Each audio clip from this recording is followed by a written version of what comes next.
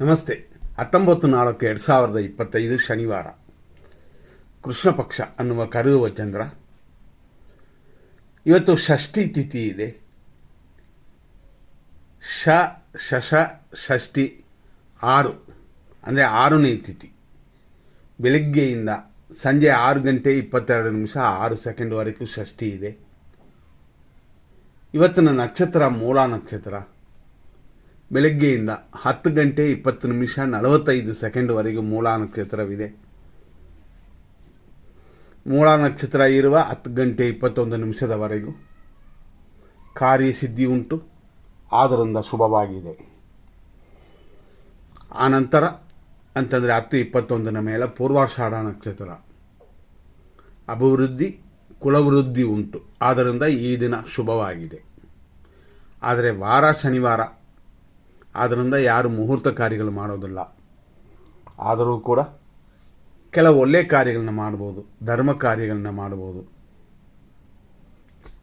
ಮತ್ತಷ್ಟು ವಿಶೇಷಗಳು ಅಂತ ನೋಡಿದ್ರೆ, ಇವತ್ತು ವೃಷಭ ರಾಶಿಯವರಿಗೆ ಚಂದ್ರಾಷ್ಟಮ. ಅಂದರೆ ಕೃತಿಕಾ ನಕ್ಷತ್ರ 2, 3, 4ನೇ ಪಾದಗಳು, ರೋಹಿಣಿ ನಕ್ಷತ್ರ ಮತ್ತು ಮೃಗಶೀರ್ಷ ನಕ್ಷತ್ರದ 1, 2 ಪಾದಗಳಿಗೆ ದೋಷ ಉಂಟು. ಇವರುಗಳು ಸ್ವಲ್ಪ ಗಮನ ಕೊಡಿ. ಇವತ್ತು ಸೂರ್ಯೋದಯ 6:09, ಸೂರ್ಯ ಅಸ್ತಮನ ಸಂಜೆ 6:36. ನಾವು ಹೇಳಿದಂತೆ ಷಷ್ಠಿ ಅನ್ನುವ ತಿಥಿ ಸುಬ್ರಹ್ಮಣ್ಯ ಸ್ವಾಮಿಗೆ ಸಂಬಂಧಪಡುವಂಥದ್ದು. ಸುಬ್ರಹ್ಮಣ್ಯ ಸ್ವಾಮಿನ ಪೂಜೆ ಮಾಡ್ಕೋಬೋದು. ಅದು ಅಲ್ಲದೆ ವಿಶೇಷವಾಗಿ ಇವತ್ತಿನ ದಿನ ಧನು ರಾಶಿ ಇದೆ. ಅಂದರೆ ದಿನ ಪೂರ್ತಿ ಧನುಸು ರಾಶಿ. ಇವತ್ತು ನಕ್ಷತ್ರ ಪಾದಗಳನ್ನು ತಿಳ್ಕೊಳ್ಳೋಣ. ಬೆಳಿಗ್ಗೆ 6:09-10:21 ಮೂಲ ನಕ್ಷತ್ರ. ಆನಂತರ ಪೂರ್ವಾಷಾಢ ನಕ್ಷತ್ರ ಬರುತ್ತದೆ ಅಂತಂದಿವೆ. 6:09-10:21 ಮೂಲ ನಕ್ಷತ್ರ 4ನೇ ಪಾದ. 10:21 ಮೇಲೆ ಸಂಜೆ 4:46 ಪೂರ್ವಾಷಾಢ ನಕ್ಷತ್ರ 1ನೇ ಪಾದ. ಆನಂತರ ರಾತ್ರಿ 11:09 ಪೂರ್ವಾಷಾಢ ನಕ್ಷತ್ರ 2ನೇ ಪಾದ. ಆಮೇಲೆ ಅಂದರೆ 11:09 ಮೇಲೆ ಬೆಳಗಿನ ಜಾವ 5:30 ಪೂರ್ವಾಷಾಢ ನಕ್ಷತ್ರ 3ನೇ ಪಾದ.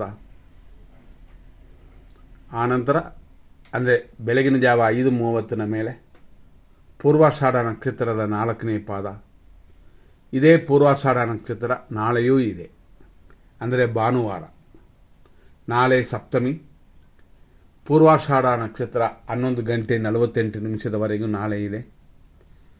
ನಾಳೆ ಶುಭ ಯೋಗ, ಅಂದರೆ ಕಲ್ಯಾಣ ಯೋಗ ಅಂತೀವಿ. ಕಲ್ಯಾಣ ಅಂದರೆ ವಿವಾಹ ಮಾತ್ರವಲ್ಲ, ಎಲ್ಲರಿಗೂ ಗೊತ್ತಿರುವಂಥದ್ದೇ. ಶುಭ ಕಲ್ಯಾಣ ಅಂತಂತೀವಿ, ಲೋಕ ಕಲ್ಯಾಣ ಅಂತಂತೀವಿ. ಆನಂತರ ಅಂದರೆ 11:49 ಮೇಲೆ ಉತ್ತರಾಷಾಢ ನಕ್ಷತ್ರ ಬರುತ್ತದೆ. ಅಮೃತವು ಆನಂದವು ಕೂಡಿ ಬರುತ್ತದೆ. ಹಾಗಾಗಿ ನಾಳೆ ದಿನ ಶುಭ ದಿನ. ಅದರಿಂದ ನಾಳೆ ಒಳ್ಳೆಯ ಕಾರ್ಯಗಳನ್ನು ಮಾಡೋಕ್ಕೆ ಖಂಡಿತವಾಗಿಯೂ ದೋಷವಿಲ್ಲ. ಮತ್ತು ಇವತ್ತಿನ ವಿಶೇಷಕ್ಕೆ ಬರೋಣ.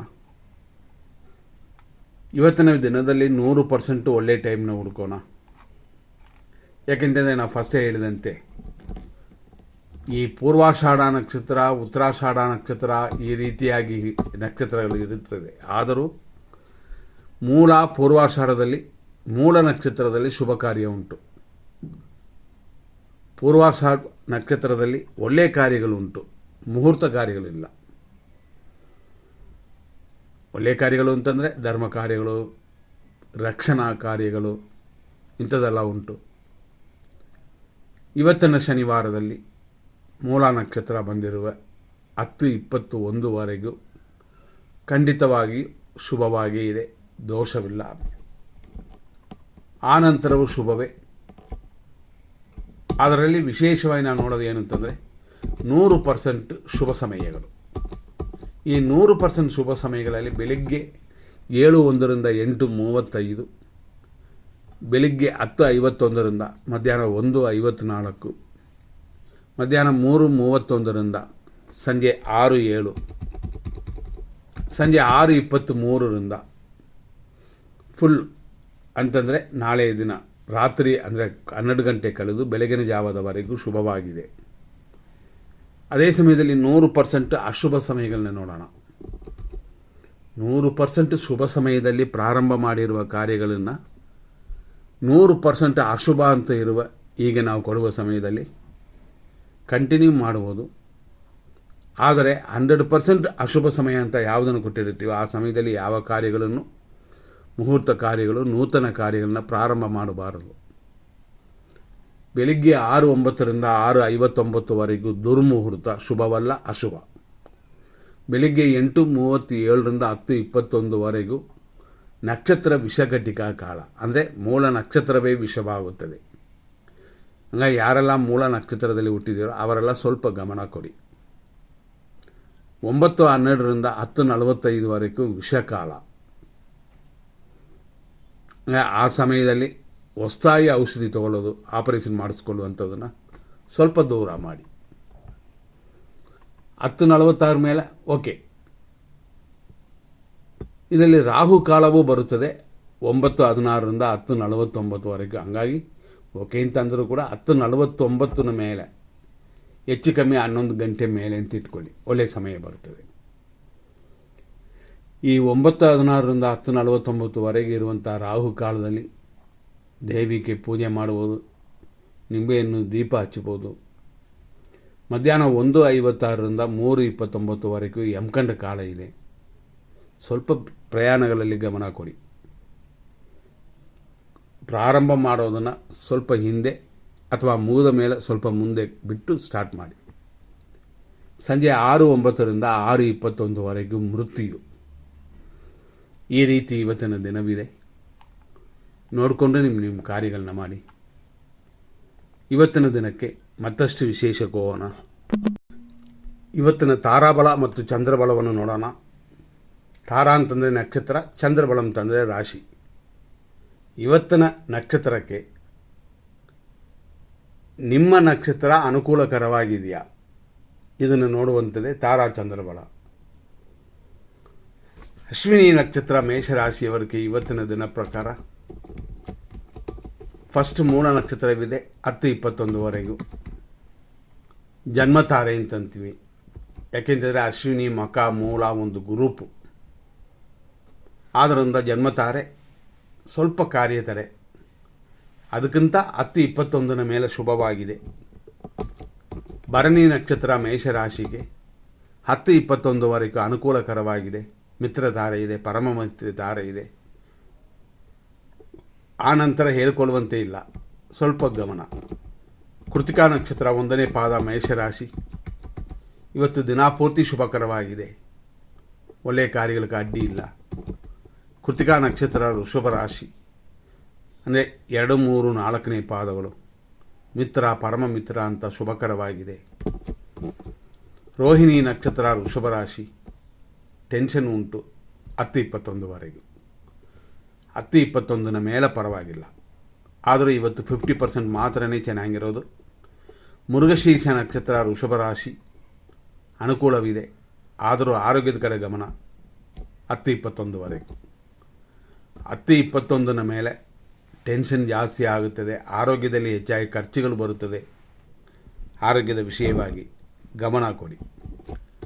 ನಂತರ ಮೃಗಶೀರ್ಷ ನಕ್ಷತ್ರ ಮಿಥುನ ರಾಶಿ, 10:21ವರೆಗೂ ಅನುಕೂಲವು, ಸುಖವೂ ಉಂಟು. 10:21 ಮೇಲೆ ಟೆನ್ಷನ್, ಸುಖ, ಅಭಿವೃದ್ಧಿ ಈ ರೀತಿ ಇದ್ದರೂ ಸ್ವಲ್ಪ BP ಎಲ್ಲ ಕಮ್ಮಿ ಮಾಡ್ಕೊಳ್ಳಿ, ಅಂದರೆ ಟೆನ್ಷನ್ನ ಕಡಿಮೆ ಮಾಡ್ಕೊಳ್ಳಿ. ಆರುದ್ರ ನಕ್ಷತ್ರ ಮಿಥುನ ರಾಶಿ, ಪ್ರತ್ಯೇಕ ತಾರೆ 10:21ವರೆಗೂ ಶುಭಕರವಾಗಿಲ್ಲ. ಆನಂತರ ಖಂಡಿತವಾಗಿ ಶುಭವಾಗಿದೆ. ಪುನರ್ವಸು ನಕ್ಷತ್ರ ಮಿಥುನ ರಾಶಿ, ಆರೋಗ್ಯ ಉಂಟು, ಸುಖವೂ ಇರುತ್ತದೆ 10:21ವರೆಗೂ. ಆಮೇಲೆ ತಾನೇ ಬರುವ ತಾನೇ ಆಗುವಂಥ ಕಾರ್ಯಗಳನ್ನ ಮಾಡಿ. ನಿಮ್ಮ ಪ್ರಯತ್ನಗಳು ಸ್ವಲ್ಪ ಕಡಿಮೆ ಆಗಲಿ. ಪುನರ್ವಸು ನಕ್ಷತ್ರ ಕರ್ಕಾಟಕ ರಾಶಿ 4ನೇ ಪಾದ, ಆರೋಗ್ಯ ಉಂಟು, ಶತ್ರುನಾಶವೂ ಇದೆ. ಪುಷ್ಯ ನಕ್ಷತ್ರ ಕರ್ಕಾಟಕ ರಾಶಿ, ವಿಪತ್ತಿದೆ, ಶತ್ರುನಾಶವಿದೆ 10:21ವರೆಗೂ. ಆದ್ದರಿಂದ 10:21 ಮೇಲೆ ಇನ್ನಷ್ಟು ಚೆನ್ನಾಗಿರುತ್ತದೆ.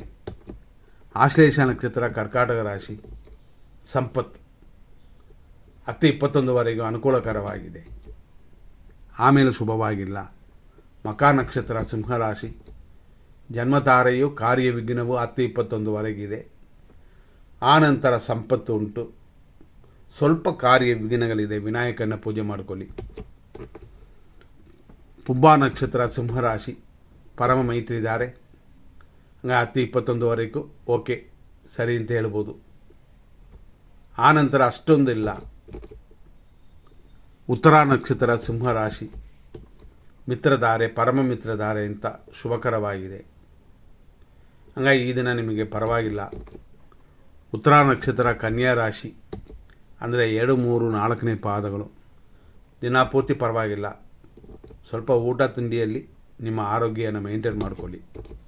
ಹಸ್ತ ನಕ್ಷತ್ರ ಕನ್ಯಾ ರಾಶಿ, ಟೆನ್ಷನ್ ಇದೆ, ರೋಗ ಭಯವಿದೆ 10-21ವರೆಗೂ.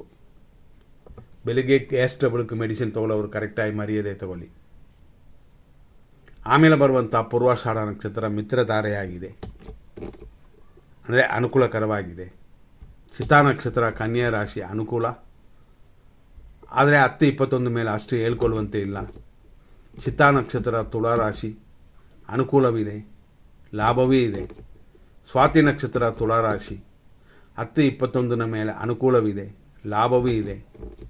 ವಿಶಾಖ ನಕ್ಷತ್ರ ತುಳಾರಾಶಿ, ಆರೋಗ್ಯವು, ಲಾಭವು, ಅಭಿವೃದ್ಧಿ ಉಂಟು 10-21ವರೆಗೂ. ಆ ನಂತರ ಸ್ವಲ್ಪ ಒಂದು 40% ಇದೆ ಅಷ್ಟೇ. ವಿಶಾಖ ನಕ್ಷತ್ರ ವೃಶ್ಚಿಕ ರಾಶಿ, ಆರೋಗ್ಯವಿದೆ, ಆದರೆ ಇವತ್ತೆಲ್ಲ ಧನಹಾನಿ ಇದೆ, ಹಣಕಾಸಿನ ವಿಷಯದಲ್ಲಿ ಹೆಚ್ಚಿನ ಗಮನ. ಅನುರಾಧ ನಕ್ಷತ್ರ ವೃಶ್ಚಿಕ ರಾಶಿ, ಏಟು ಗಾಯಗಳಾಗುವಂಥ ದಿನ, ಧನಹಾನಿ ಉಂಟು 10-21ವರೆಗೂ. ಗಾಡಿಯಲ್ಲಿ ಹೋಗೋರು ಎಲ್ಲ ರೀತಿಯಲ್ಲೂ ಎಚ್ಚರವಾಗಿರಿ. ಆನಂತರ ಪರವಾಗಿಲ್ಲ. ಜ್ಯೇಷ್ಠ ನಕ್ಷತ್ರ ವೃಶ್ಚಿಕ ರಾಶಿ, ಸಂಪತ್ತು ಉಂಟು, ಅದೇ ಸಮಯದಲ್ಲಿ ಧನಹಾನಿ ಇದೆ. ಕೈಯಲ್ಲಿರೋದನ್ನು ಭದ್ರವಾಗಿ ಇಟ್ಕೊಳ್ಳಿ 10-21ವರೆಗೂ. ಆನಂತರ ವಿಪತ್ತು ಉಂಟು. ಮೂಲ ನಕ್ಷತ್ರ ಧನುಸು ರಾಶಿ, ಜನ್ಮತಾರೆಯು, ಅದೇ ಸಮಯದಲ್ಲಿ ಆರೋಗ್ಯದ ಅಭಿವೃದ್ಧಿಯೂ ಉಂಟು. ಆನಂತರ ಅಂದರೆ 10-21 ಮೇಲೆ ಸಂಪತ್ತಿದೆ, ಶರೀರ ಸುಖವೂ ಇದೆ. ನಂತರ ಪೂರ್ವಾಷಾಢ ನಕ್ಷತ್ರ ಧನುಸು ರಾಶಿ, 10-21ವರೆಗೂ ಮಿತ್ರರಿಂದ ಸಹಾಯ, ಹಿರಿಯರ ಆಶೀರ್ವಾದದಿಂದ ಕೆಲವು ದೋಷಗಳೆಲ್ಲ ದೂರವಾಗುತ್ತದೆ. ಆಮೇಲೆ ನಿಧಾನವಾಗಿರಿ. ಉತ್ತರಾಷಾಢ ನಕ್ಷತ್ರ ಧನುಸು ರಾಶಿ, ಮಿತ್ರಧಾರೆ, ಶರೀರ ಸುಖ ಉಂಟು.